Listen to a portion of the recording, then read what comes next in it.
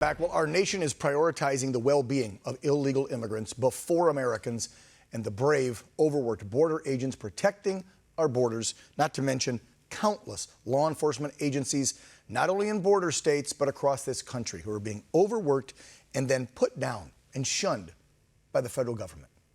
In a new exclusive report, check this out. Our friends over at Judicial Watch says that a sheriff sued for reporting illegal alien criminals to ICE. Wait, what? Yeah, a cop doing his job. Imagine that. According to Judicial Watch, Sacramento County, this is in California, the sheriff there, Scott Jones, now being sued by the ACLU for allegedly violating federal law that Biden put into place, I want to point that out, by turning in illegal immigrants to ICE rather than letting them go free into our country. Stop right there, let me repeat that. The ACLU suing a sheriff for doing his damn job and turning over illegal immigrants. Most all of them had a criminal record, that's why he did it, turning them over to ICE so they can go back to their country instead of stay here where they could commit more crimes. And oh, by the way, they came here illegally. But he's being sued. Do you see what's happening in this country? Please, please speak up, folks. We're just a small little network here. We're not a big Fox or a CNN. You got to spread these videos. You got to tell your neighbors.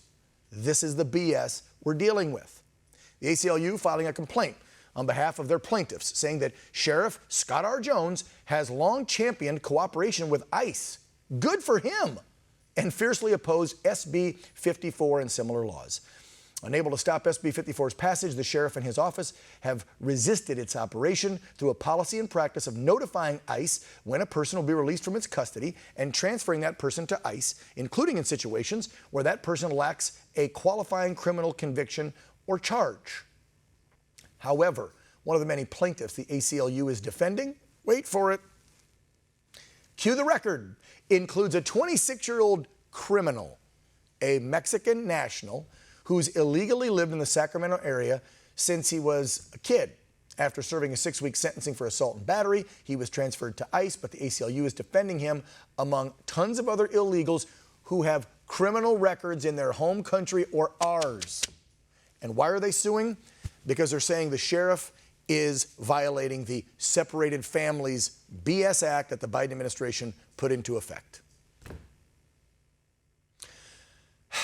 Chris Farrell is the Director of Investigations and Research at Judicial Watch, the team who helped shed light on this ridiculous lawsuit by the ACLU. Let's welcome Chris back to the program. Chris, thanks for shedding light on this and letting the American people know. However, I feel like we'll let go further than you guys' publication and OAN, because I don't see it in the mainstream anywhere that a law-abiding lawman in the state of California, this Sheriff Jones, is following the law and sending criminals packing as he should, and now he's getting sued for it. What kind of upside-down twilight zone are we living in, Chris?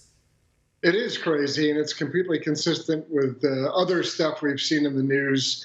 There's any number of different stories that you can point at and see, the crazy application of law or very selective application of law. And in this case, you've got a sheriff who's doing his job. Look, he's not out, rounding up people off the street. These are folks who already have a criminal record or have been in his jail or have had some negative involvement with law enforcement that gives him a reason to be holding them. And he's aware of an outstanding warrant that he's trying to convey to another law enforcement agency. And so the notion that somehow this is a disservice to the public is a lie. And, this notion that California has the ability to essentially ignore federal law or to undercut law enforcement officers, this nullification idea, and that's what it really is. We've already fought a civil war over this issue where states and localities decide that certain laws don't apply to them. And what's really even more offensive is the people in Sacramento, the 1.6 million people that the sheriff answers to, the 1.6 million people that elected that sheriff, they have an expectation of a safe community. And when they're cutting these people loose and turning them back into their neighborhoods, into the community, that's endangering the local residents They're the people that elected the sheriff to be the chief law enforcement officer of that county. Yeah, what's it say on most cop cars? To protect and serve. That's his job. Like, that's what he's trying to do. And I love that you pointed out, because you don't need a law degree, folks, to look at this and see there's no merit. This is a baseless claim by the ACLU, because here's how I look at it, Chris. He's turning people over to ICE. How would he have them? You articulated at the beginning. Because they're in custody. So he's letting them know when they're getting released so ICE can take them back into custody and get rid of them, because they obviously broke the law. He's not down at the border in California catching them as they're coming across the wilderness and then giving them to ICE. He's got them in his jail, which means they are a criminal. Case closed. Why a lawsuit?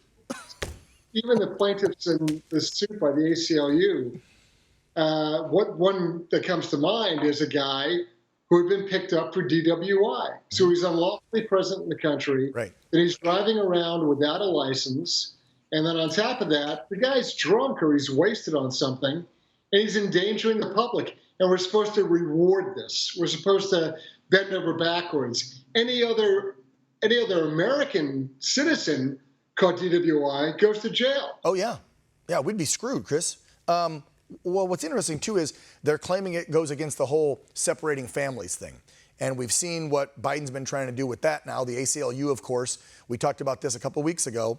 I don't know if you were here, Tom, but we were talking about the $450 payment, which, of course, Biden's been tiptoeing, lying around. It's not going to be that. We're not paying. Well, they're going to pay something, because the ACLU is pushing for every family that's been separated to get up to $450K, which could mean $1 million almost per family. But they're only doing it for families that were separated in a short window period under the Trump administration. Chris, can you remind my viewers? I gotta break in here. Okay, yep. And the reason is this makes me absolutely nuts. Yeah, me too. I'm a former Army officer. I know you're a veteran. What is the death gratuity for a soldier or family, or for a soldier, airman killed on active duty? The death gratuity is $100,000. Yes, thank you for You can buy Servicemen's Group life insurance, but the straight up death gratuity is $100,000. Yeah, let that sink in, folks. Let's figure this out. A dead American soldier is $100,000. An illegal alien who broke the law during the Trump administration, he gets $450,000. Yeah. Do the math. I don't think we need to say anything else. That should piss off every American. That tells you what's important in Biden's America. Yeah, right there.